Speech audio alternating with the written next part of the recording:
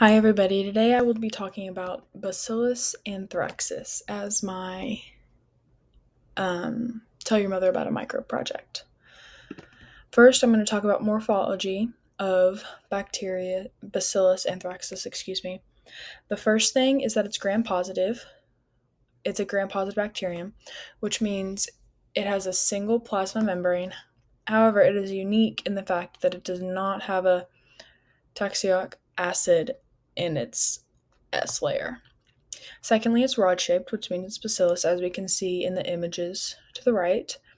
It is a facultative anaerobe. It does not require oxygen in order to survive, but oxygen does not interrupt its ability to survive if it is present around the microbe. Okay? And then it is also non-motile. It can't move on its own since it doesn't have flagella due to a mutation. Next, I'll be talking about a general overview of Bacillus anthracis.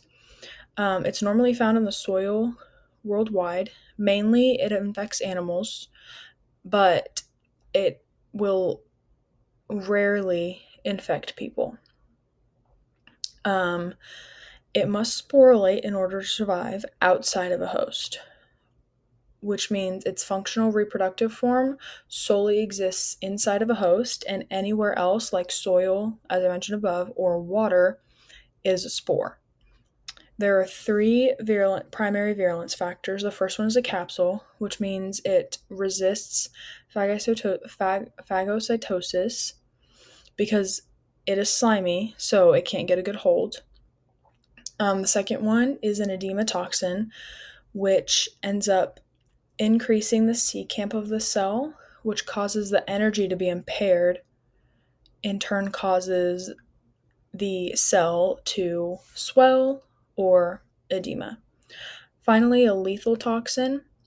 This destroys the white blood cells in them, which releases the bacterium. Finally, I'm going to talk about anthrax infection, which is caused by Bacillus anthracis. There are at least 2,000 infections of anthrax worldwide per year. Only about 1 to 2 of those are coming from the United States, so we play a very small role in this. Coming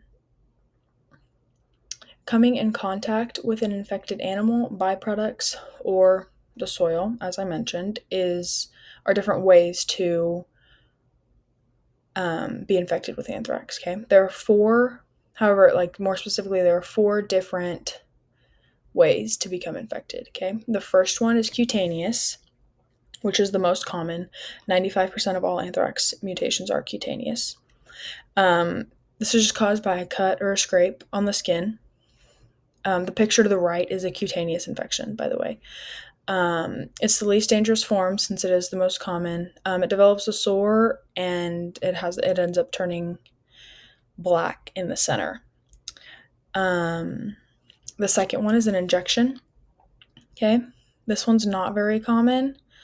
Some symptoms are swelling, nausea, vomiting, and the sweats. The third one is inhalation. Shortness of breath, cough, chest discomfort, dizziness, vomiting, stomach aches are all different symptoms of this one as well. Very similar symptoms to the cutaneous and injection infections. This one is the most fatal. 90% of the time, people are dying from inhalation infection. And then finally, we have the gastrointestinal infection. This is when you consume a contaminated meat produce. Some symptoms of this are fever, chills, swelling, difficulty breathing, nausea, vomiting, and diarrhea. And then finally, this is a tier 1 biological agent, which means the government considers anthrax to be a very large threat to the general population if there's an outbreak. Thank you for listening.